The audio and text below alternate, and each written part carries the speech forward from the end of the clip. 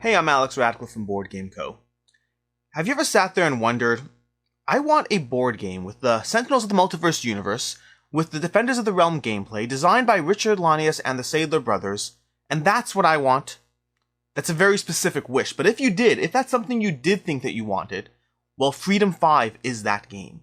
Freedom 5 is a game that, like I said already, takes place in the Sentinels of the Multiverse universe. If you've ever wanted to actually be Bunker, to be able to play Bunker on a board, running around, while Legacy zips around the city, taking out henchmen and whatnot, if you've ever played those cards in Sentinels and wanted to actually have a full board, actually have a full game, to deliver in a way that Sentinels Tactics, an entirely different game, kind of didn't, Freedom 5 might be a game for you. This is going to be my review of Freedom 5, a review of a prototype. To be clear, everything you see here is a prototype, so from the various standees you see, to the various components, to the cards, the actual final edition of this game will come in a few forms. It will have a regular retail release, which will have more standees, as well as a full deluxeified Kickstarter release, and this game is on Kickstarter now, and it's going to have a full Kickstarter release with all the miniatures, all the extras, all the bling that you might want in a game like this. And this game is going to have a lot of things happening in the game. It's if you haven't played Defenders of the Realm, this is going to be a very pandemic style of gameplay, meaning you're going to be taking your actions, and then after your turn, you add a bunch of cubes to the board, or in this case, the cubes are henchmen. The cubes are all these little henchmen that you have to take out, that you have to slowly but surely defeat, because if you leave them unencumbered, then slowly but surely anarchy will rise up on the board, places will be taken over, Freedom Tower will fall to the bad guys, and ultimately you will lose this game. The henchmen are there more to annoy you than to actually do much to you, because at the end of the day, you are a hero. You are Bunker. A mere bandit trying to rob a bank can't do much to Bunker, but they can slowly but surely overwhelm the city. They can take you down, and so you have to keep all those things in check. Along the way, you're going to be taking out various villains, which are hard. You're going to have to gang up. I say have to loosely, but I think the word is accurately have to. You may have to gang up with other heroes, joining up on central locations around the board to slowly but surely unleash all your handful of cards, rolling hordes of dice against those villains in one shot to have any realistic chance of actually defeating them. And then when you're done with that, you're going to go through multiple phases of the game, and those multiple phases are going to take place in this comic book as you slowly but surely, again, prototype, but as you slowly but surely go through the phases of the scenario you're playing, until eventually you can take out the evil Baron Blade and stop him from destroying the city. Although it may not be Baron Blade, it may be a different villain, because this game, again, depending on which version you get, is going to have any number of heroes, any number of villains, and any number of masterminds that you have to deal with. This is a game where you're going to have to prioritize what you want to deal with, even though things are fun. I mean, don't get me wrong, when you're playing as Tachyon, you're going to want to play a card from your hand, zip from location to another, slowly but surely clearing out all the henchmen, because Tachyon is fast. She's essentially the Flash of this universe, and she runs around taking care of things, wiping out henchmen, dealing damage, doing all those fun stuff. And Tachyon, by the way, so far, my personal favorite at the moment. Freedom 5 is a fun game. It's a lot of fun. And let's go through the various things I like, the various aspects of this game that I enjoy, that I appreciate. And to begin with, this game is very simple to get going. At the end of the day, and there's a catch to that, which we'll get to, but to get other players up and running, it takes maybe 5-10 minutes, teach them the basics, especially if they've played especially if they've played a cooperative game before. If they've played any kind of cooperative game, it's going to be very familiar. You're going to say, great, here's your cards, here's the system, here's the sequence of play, and go ahead and just do stuff on your turn. You're going to have 5 actions, you'll cash in your action tokens one at a time, flipping them over. Your player board lists the various options you can take, and that's it. That's your turn. When you're done with your turn, draw a scheme card, put out new henchmen on the board, potentially add either bystanders or mastermind tokens, and that's it. Rinse, repeat until you can take out a bunch of villains and trigger the next phase of the comic book scenario that you are playing.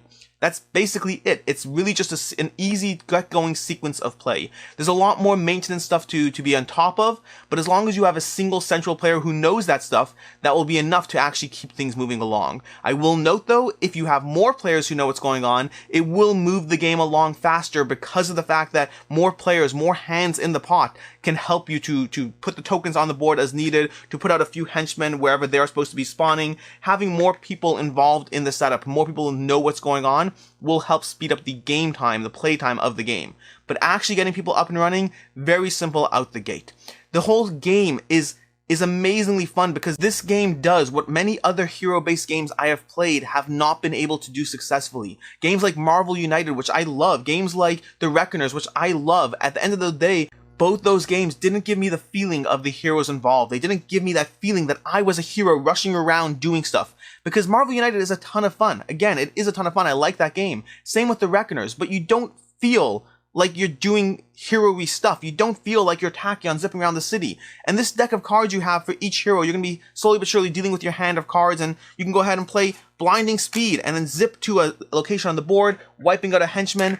It feels very thematic to the character in play, and each of these heroes is going to have their own unique deck, their own unique feel to the things you're going to do. And again, if you've watched my content before, you know that I love heroes, abilities, leveling up. I love all those fun things, and this game will give it to you in spades. As you run around rescuing bystanders, you'll also earn certain rewards, and then you'll be able to cash those bystanders in for special action cards that will help you defeat the villains. Those cards will be essential. Along the way, you can also accomplish these justice cards. These cards are going to give you criteria, these objectives you have to do, because at the end of the day, despite your goals of, defeating the evil mastermind Baron Blade, sometimes you just have to rescue a cat out of a tree. And I don't actually think any of the cards say rescue a cat out of the tree, but you get the drift. These are things you have to do along the way. Take out a few henchmen, go to a specific location on the board and accomplish an objective, and those will give you rewards. And not only will they give you rewards, they'll also give you additional options, things you can do to take out the mastermind, things you can do to win this game. There are a lot of powers and abilities, but the biggest thing I like about this game by far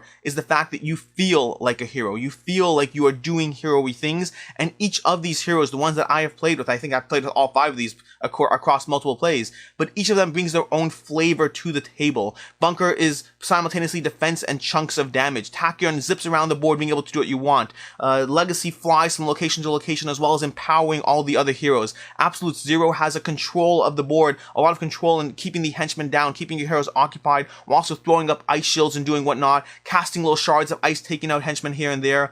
And then Wraith is more of a subtle hero. She has a lot of actions that both inhibit the villains and their ability to defend, as well as just movement around the board, different, smaller manipulation of the board, but each one brings their own feel. And those are just the heroes in the base box and the prototype that I have. I don't even know what there's going to be in the final copy.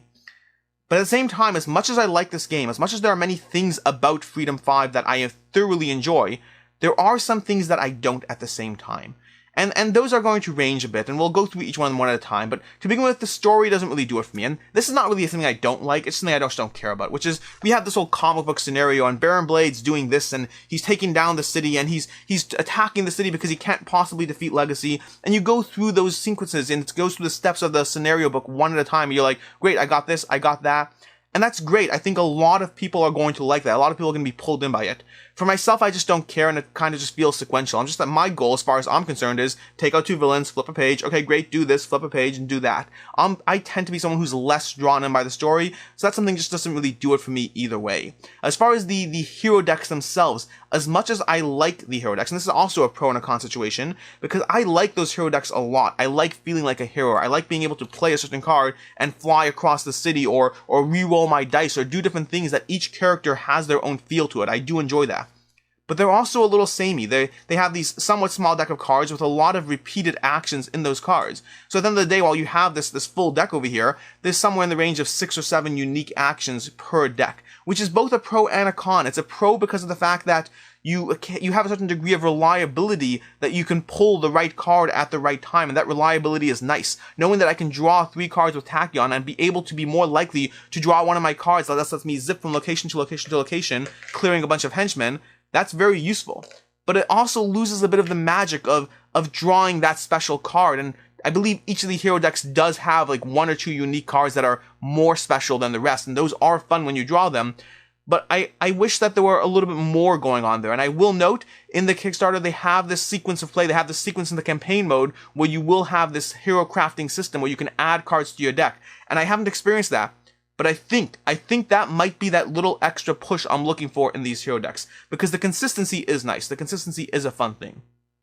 The biggest thing for me in Freedom 5, the biggest thing for me that inhibits my enjoyment of the game is twofold. And one of them is a smaller one, but we'll get to the next one shortly. And that smaller one is the fact that these lines on the board, you don't have a great shot over here, but these locations are not necessarily adjacent to each location that looks adjacent to it. You basically have these rows and grids of locations, and then they're all connected by these lines that aren't always intuitive to the way they connect. And so you'll look at a board and think, okay, great, I'm like 2 away from that, that's great. And then you'll look at the board and realize the lines don't connect well. Now that's something that you get out of your system after a play or two, because after a play or two, you kind of remember that Freedom Tower is next to the Meg Convention Center, but not next to Wyandotte River Market. So that does have a flow that once you play 1 or 2 games, you will start to get a feel for it. But in contrast with games like Pandemic, in contrast with Defenders of the Realm, there is no feel to the board the way the locations are spread out. It's kind of the locations themselves are all very symmetrically placed on this board, and then there's just lines that tell you what's next. So an at-a-glance view will not give you that quick overhead.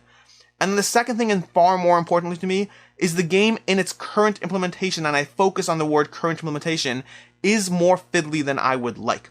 Now, to be very clear, if you are a Sentinels of the Multiverse fan, if you are a Defenders of the Realm fan, if you're used to other, Arkham Horror, another game by Richard Lanius, if you're used to those games, those are games where I feel are even more fiddly, meaning I am someone who likes streamlined experiences. I don't like managing piles of tokens in different ways in terms of having to place a green Anarchy token here, and then when I am trying to engage with that Anarchy token, I have to look through the deck and find a green Anarchy card. Look, I found one, great.